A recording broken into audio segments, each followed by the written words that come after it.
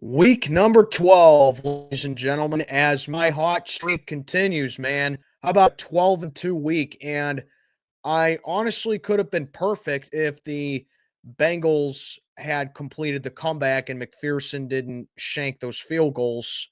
So I guess kickers do matter after all. And if the 49ers were just more consistent. And then me having the sense to actually switch from Atlanta to Denver really made it for me. But hey, 12-2, I'll take it. 67-21 since week 6. And let's keep it going, man. These are my week 12 picks of the 2024 NFL season. We got 13 games this week, 6 teams on the bye week this week, as we got Atlanta, Buffalo, Cincinnati, Jacksonville, New Orleans, and the Jets on the bye this week. And let's get on to it. Full disclosure, I actually do not have a toilet bowl this week.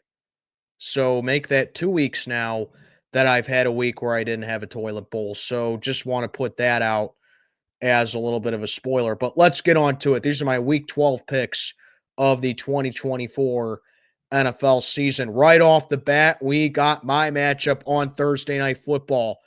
Pittsburgh Steelers and the Cleveland Browns going at it in Cleveland, 8-2 versus 2-8. And I am so glad that I got my preview out when I did, because there were things that I needed to say.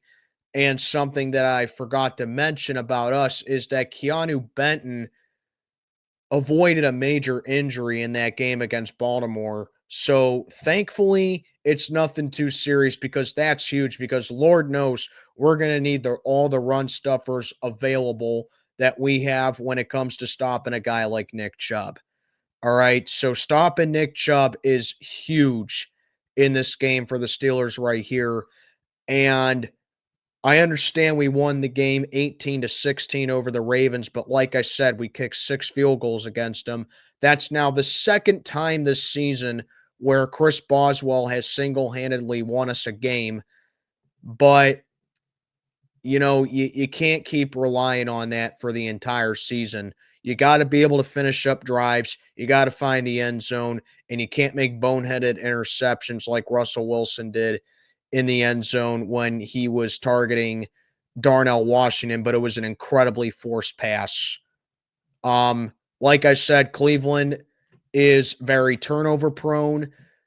Jameis Winston doesn't make great decisions with the football, and any mistake, whether it's a turnover, whether it's them turning it over on downs, they fail to convert a third down, they cough it up, whatever it is. Any mistake that the Browns make, the Steelers got to take advantage of it.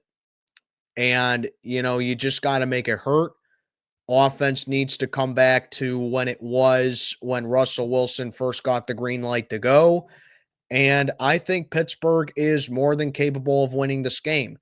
I do know that I understand it's a short week. I understand it's a rivalry game, so basically anything can happen. And I will say this, the one thing that does worry me for this game is that Cleveland, if they are to beat the Steelers one time this season, I think Thursday is the day to do it. Because like I said, it's on a short week. We're coming off a huge win over the Ravens, and our pass defense has been sus over the past couple weeks. So if Cleveland is, and plus Mike Tomlin's track record of losing games like this. So I will say this, if the Browns are to beat us this season, Thursday is the game to do it, but I don't think that's going to be the case. I am going to go ahead and take the Steelers to win this one over the Cleveland Browns, improved to 9-2, dropping Cleveland at 2-9, as we have the mini bye coming up. And after that, we head on down to Cincinnati, staying in Ohio for that, to take on the Bengals next week. But for week 12, I'm going to say we get it done over the Cleveland Browns in Cleveland. Next up, we got the Sunday slate of games. And first up, we got the Tampa Bay Buccaneers at the New York Giants. This one is in Jersey. This is probably the closest game that I have to being a toilet bowl, but like I said, I really don't see I don't see there really being any definitive toilet bowls this week, so it just misses it. But we got the Bucs and the Giants. Both teams are coming off their bye week. Bucs last game, they lost to San Francisco. Giants last game, lost in Germany to the Carolina Panthers.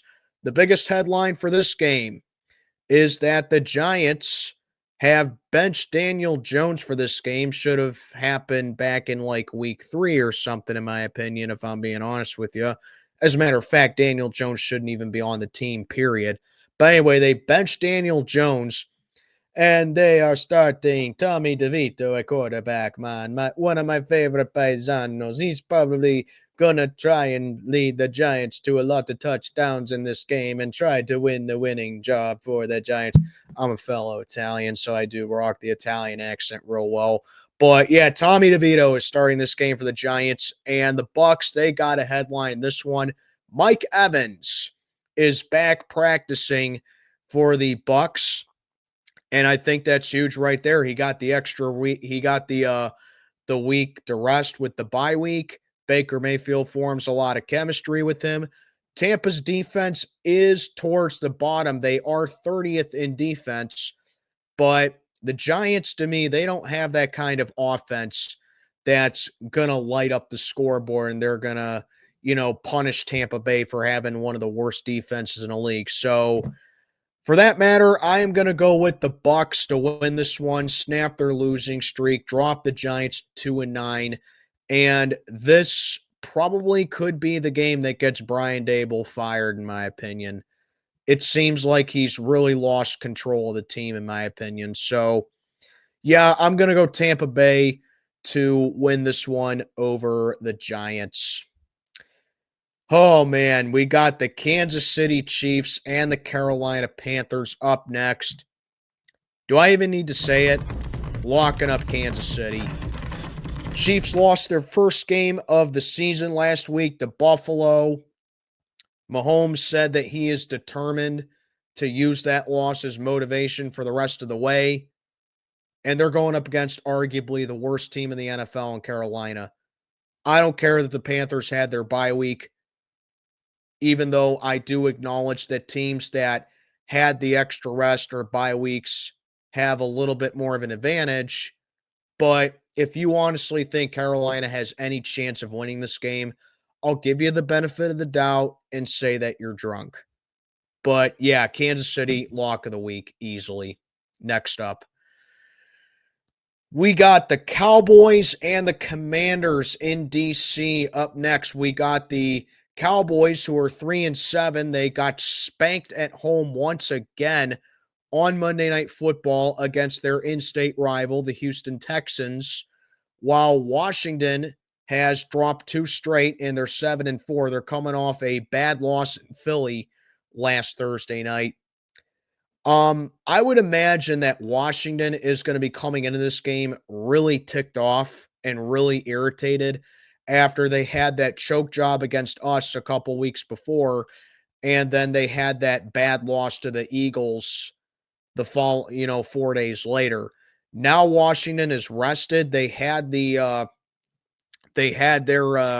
3 extra days of rest, and with Dallas, the way that they've been playing, especially defensively, it's just going to be a recipe for disaster. The Cowboys defense has just been atrocious all season. And with the story that Jaden Daniels is, and with the way that Washington can run the ball effectively as well, this is a no contest right here. This is probably, another good lock of the week candidate right here. But I came to a compromise with myself.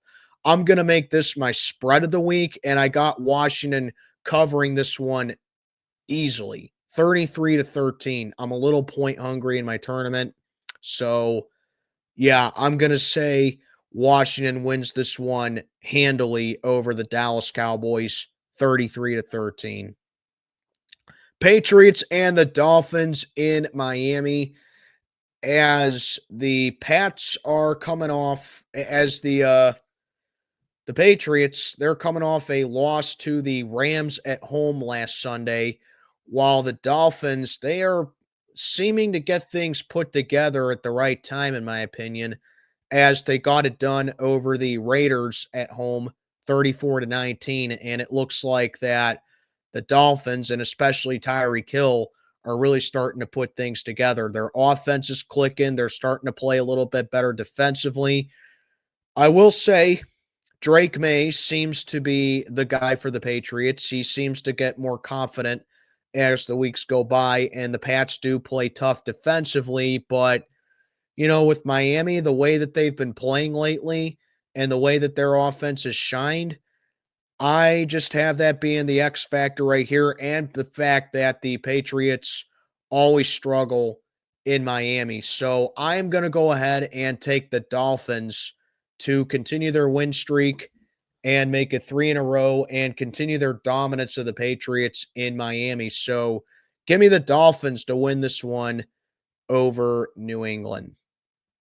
Titans and the Texans. This one is down in Houston as the Tennessee Titans, they dropped one at home to the Vikings, while the Texans, as I just mentioned a couple minutes ago, they went into Dallas and they just manhandled the Cowboys 34-10. Joe Mixon went off on the Cowboys. He had two touchdowns, one of them being a 45-yard touchdown run. And, with Tennessee, they're like a less successful version of us. The Titans rely on their defense real well, but their offense is just so stagnant that they just can't get anything going offensively. At least the Steelers have playmakers on offense, and at least they can find the end zone. Tennessee just has nothing going for them. And then you take a look at the Texans. Like I said, Joe Mixon, he'll ground and pound the ball against you. CJ Stroud is more than capable of being a game changer for the Houston Texans here, and he's got a nice set of receivers to work with, despite the fact that Stephon Diggs is out for the season with a torn ACL. But he still has a pretty good variety of weapons, and Houston does play tough defensively. So, yeah, another easy one here. I'm going to take the Texans to win this one and get them their second straight win and dropping Tennessee further and further in the standings in the AFC. So, I am going to go with the Texans to win this one over the Titans. Lions and the Colts in Indianapolis. Well, Detroit, 52-6. Yeah, 52-6 over Jacksonville. Second time this season, the Lions have put 52 on the board. The other time they did it was against Tennessee. And I've been saying it for the past couple weeks now. I don't care who they play. Detroit's the best team in the NFL. I really don't see anyone except for maybe Philly in the NFC that can beat Detroit right now. I really don't see anyone. Houston had a great chance, but they couldn't take advantage of picking off Jared Goff 5 times. I mean, if the Lions can win a game like that, where Jared Goff throws 5 interceptions, like I said, that just shows you how composed, how resilient, and how poised this Detroit team is. This is a great team, and they're by far a Super Bowl contender. I don't see how anyone can argue otherwise about this team. This is a great team Detroit has. As for the Colts, they are just really inconsistent. They really have no direction going for them whatsoever. I don't know what to make of the Colts. They had a last-second win against the Jets. Indy struggled throughout much of that game. And if they struggle that much against a terrible Jets team, imagine what they're going to do against the Lions, the best team in the NFL. So, yeah, I'm going to take Detroit to keep it rolling here and go to 10-1. Holy crap. Who'd ever thought we'd be saying that about the Lions? I mean, this would be what, their 9th win in a row? Jeez, man, Detroit. Wow. Imagine saying this 3 years ago about the Lions. Just incredible. But yeah, I'm gonna take Detroit to win this one over the Indianapolis Colts. Next up, we got the Vikings at the Bears. This one is in Chicago. Low key, I'm surprised this actually isn't the Monday night game because it always seems like the Vikings and Bears have at least one Monday night football slot a year. But nevertheless, Vikings are at the Bears in Chicago, renewing a longtime rivalry between these two. Um, Minnesota, they keep on racking up wins and they're 8-2 on the season. They took care of business against the Titans, while the Bears, they lost in the most Chicago Bears way possible against the Green Bay Packers. They hung in there pretty well against the Packers, and they even had a way better offensive game than they did against New England the week before. And the Bears had a chance to win the game on a last second field goal until the Packers blocked it and the Bears dropped their 11th in a row to the Green Bay Packers. Yeah, second week in a row, a team has lost a game via a blocked field goal in the last second that would have won them the game. Wow. It just shows you that truly anything can happen on any given Sunday when it comes to the NFL. And that's what leads to this matchup here. Um, like I said, the Bears, they have been playing a little bit better offensively in that Packer game. I just don't know if it's a one-time thing or if the Bears really have found their mojo back under their new OC. But regardless, I really don't think it matters because I'm going to take the Vikings to improve to 9-2 in this game simply due to the fact of Brian Flores.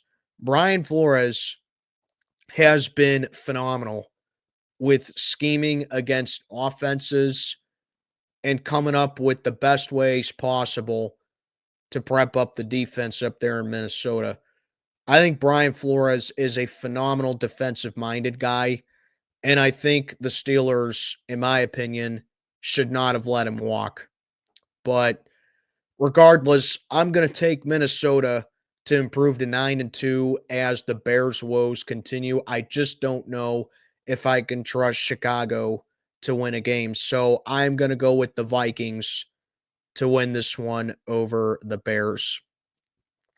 Later slate of Sunday games. First up, we got the Broncos at the Raiders. This one is in Vegas as the Broncos, they excuse me, they are playing pretty good football. They just dominated the Atlanta Falcons 38-6. And like I said at the beginning of this video, thank goodness I switched from Atlanta to Denver because I just kind of got the sense that the Broncos were coming off that really bad loss to the Chiefs where they got their field goal blocked by them and they were going to want to take all their anger out on their next opponent. And that's exactly what happened. And how about Bo Nix? You know, I was critical of Bo Nix before the season began, or, early in the season, but Bo Nix has really turned my head lately. I think Bo Nix is playing really well. You know, people talk about Jaden Daniels, about him winning Offensive Rookie of the Year, and I agree. I agree. Jaden Daniels is probably going to win it, but I wouldn't count out Bo Nix just yet. He's been playing very good football lately, and I think if he just cuts down on the turnovers and his decision making gets a little bit better, the sky's the limit for him. I think Bo Nix has a nice future ahead of him. And it's nice to see that the Broncos may finally have gotten their quarterback. And of course, their defense is just completely stout. It continues to play well outside of that Baltimore game. The Broncos, like I said, if they get in the playoffs, they could be a tough team to beat. Vegas, they got no momentum whatsoever. They're an awful team. I'm going to take the Denver Broncos to complete the sweep of them. The Broncos won the last matchup against them to snap their lengthy losing streak against Vegas, and I think the Broncos seal the deal right here. Like I said, Vegas, they're a terrible team. They really need to just punt everything away and just start from scratch once again. I hope Max Crosby goes to a contender. But regardless, I'm going to take the Broncos to win this one handily over the Raiders. This right here is my rivalry of the week. We got the 49ers and the Packers. This one is in Lambeau. Rematch of the divisional from last year, where the Packers lost, but they hung in there really well against the 49ers, who went on to the Super Bowl. But it kind of doesn't really have that same vibe going into this matchup right here. And that's because the 49ers dropped one at home to the Seahawks, and they are 5-5 on the season. And currently, San Francisco is last place in the NFC West. You know, I think people are really starting to run out of excuses for the 49ers. I mean, I understand that they've been injured the majority of the season. I understand this was CMC's first game back with the 49ers.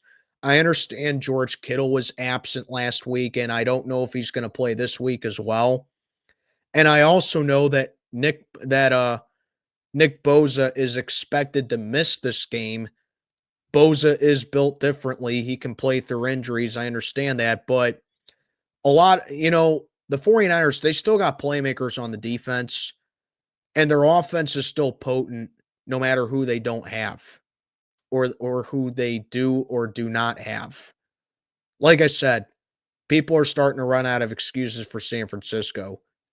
I think Kyle Shanahan needs to take a look at himself in the mirror, and he needs to realize that he's part of the issue right here for the 49ers, because they have blown so many games this season that they should have won. 49ers lost 3 games this season in the fourth quarter. And if those 3 games went the opposite way, San Francisco could be 8-2. I mean, it's just not been a good year for the 49ers, and I'm calling it a Super Bowl hangover for them.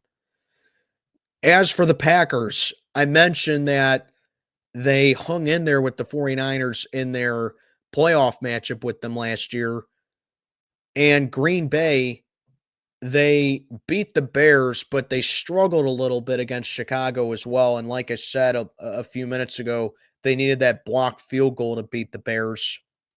But regardless, I think Green Bay is just a really solid team, head and shoulders. They play well defensively. Jordan Love continues to play well.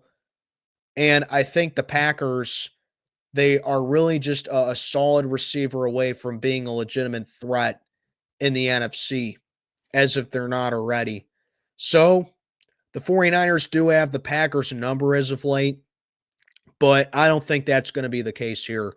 I am going to take the Green Bay Packers to win this one over the 49ers and improve to 8-3 and drop San Francisco a little bit further. Usually, I like taking the 49ers. They're usually a safe pick for me, but I don't think so this time. I'm taking Green Bay to beat the 49ers here and dropping them a little bit further in the NFC West and in the NFC in general. This was the trickiest game for me to pick this week, bar none. We got the Cardinals at the Seahawks in Seattle, as the Cardinals are coming off their bye week, if I'm not mistaken, and they are currently atop the NFC West. Who'd have thought that about the Cardinals this season?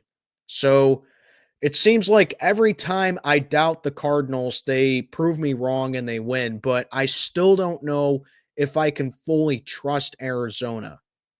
That's why they're unpredictable for me. I know they're talented.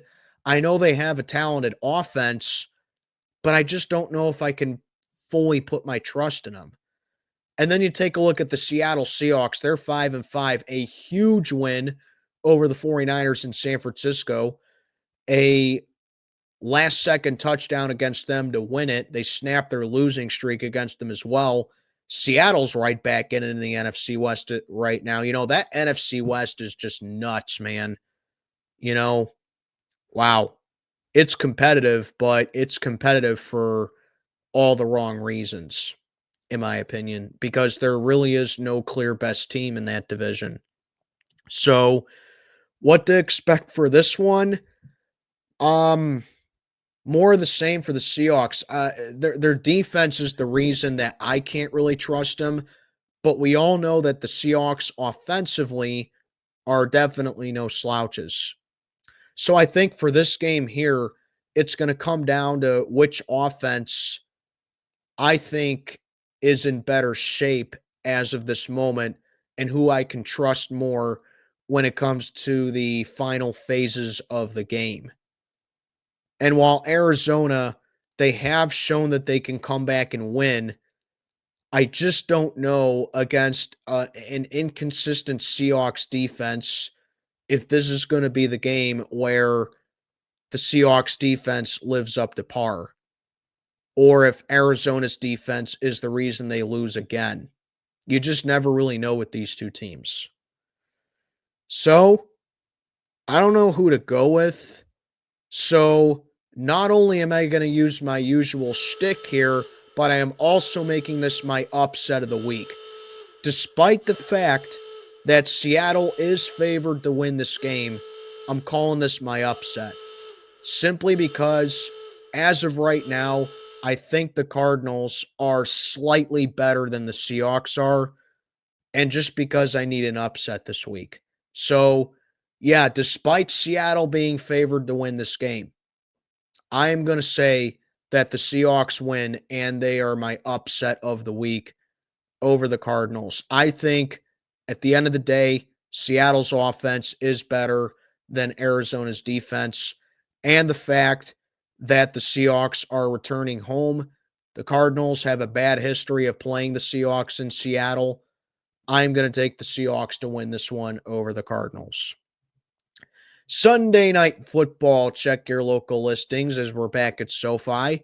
We got the Eagles and the Rams in Inglewood as the Eagles continue to roll. They are 8-2 on the season. They've won 6 in a row. They got it done over Washington last Thursday, and they had a mini bye week. Even though they're flying across the country to LA to play the Rams, that's a big benefit for the Eagles right there. As for the Rams, they are they have just been another team that's been up and down. They beat the Patriots, yes, but can you really say that the Rams are back and fully loaded when it comes to them being a legit contender? I don't know if I can say that about them at this particular time because the Rams, they're still suspicious on defense. Their offense is good, but the way that they let the Patriots hang in there with them a little bit, I'd be concerned if I was a Rams fan. And now they're playing a rolling Philadelphia Eagle team that just has a lot of momentum going in this game, especially on offense. And like here with me, if the Rams can't stop the run, then they're in for a long night because Saquon Barkley, he just adds a completely different dimension and a completely different dynamic to this Philly offense. And I think that's going to be the case on Sunday Night Football for the whole country to see. I'm going to take the Eagles to keep it rolling and increase their win streak to 7 and get a firmer grip on the NFC East title. As for the Rams, I mean, I'm not saying that I think the Rams are a bad team. I just really don't know if I can trust them a whole lot, as is the case with the rest of the NFC West. So I'm going to take Philly to keep it going and get the job done over the Rams in this game. Monday Night Football, and this is my game of the week, actually. We got the Ravens and the Chargers in Inglewood, so back-to-back primetime games for SoFi Stadium. Back-to-back primetime games for the Chargers as well. Right off the bat, I can tell you the Chargers have a little bit of an advantage because they had the extra day of rest, having last played on Sunday, and they get to stay at home for a Monday night game. So that's an advantage for LA right there. However, the Chargers had that game against the Bengals where they were blowing them out 27-6. And then their defense, which has been their biggest strength this season, allowed the Bengals back in the game. And Cincinnati could have won that game if McPherson hit one of those field goals. And then taking advantage of that, J.K. Dobbins ran it in for a score. But that's another factor in this one right here. It's the battle of the Harbaugh brothers, John and Jim going up against each other on prime time. And not only that, how about Greg Roman being LA's offensive coordinator? He was previously, you guessed it, Baltimore's OC. J.K. Dobbins, former Raven. Those are big advantages for the Ravens right there, in my opinion, because the Ravens know how those guys operate. John Harbaugh knows how those guys operate. And sure, Greg Roman knows John Harbaugh, but like I said, I think that leans more towards the Ravens' favor because of the players that they had right there. And they know, and Harbaugh knows that Greg Roman's a one-dimensional type of OC. So I think that's an advantage for Baltimore. Ravens are coming off a loss to us where the Ravens just got dominated by our defense. They turned the ball over 3 times against us. Couldn't get anything going offensively themselves either, except for a touchdown by Derrick Henry, who had a fumble in that game, by the way. And they had that touchdown late in the game that could have won them the game, but they had that awful, embarrassing, humiliating 2-point try against us that didn't even look like they were even trying for the 2 points right there. But I think the Ravens just have overwhelming advantages in this game against the Chargers. And plus the fact LA does run the ball efficiently, but guess what? The Ravens have a really good run defense, and they were able to hold Najee Harris in check. No doubt that the Ravens, even if they're without Roquan Smith in this game because he got hurt against us, no doubt the Ravens can stop the Chargers running this one right here. And I just think overall, this is a Ravens team that's going to come in very angry, and they're going to come in pissed off, feeling the effects of that loss to us. But I do think it's going to be a good game because Baltimore's pass defense is just putrid. So I think Justin Herbert has a chance to go off in this game as well. And that's why this is my game of the week. I expect this to be a high scoring game. And I think all those elements are in play for it to be an underrated matchup. I think a lot of people are sleeping on the Chargers. They got a good defense. And if they're able to compose themselves just a little bit more, this LA team can be a tough team to beat in the playoffs as well. I think a lot of people are sleeping on the Chargers. But regardless, I really wanted to make this my upset of the week and see the Ravens drop 2 straight. But I think the Ravens have more advantages in this one than the Chargers do. And I'm going to slightly lean towards Baltimore in this one. I would definitely take the over for this one, like I said, because I think it's going to be a very high scoring game. But I'm going to take the Ravens in a very hard fought game over the Chargers. And that'll do it. Those are my week 12 picks. Let's continue to roll, man. Let's have another strong week. And this is Mac checking on out for the day. Have a good one, everybody.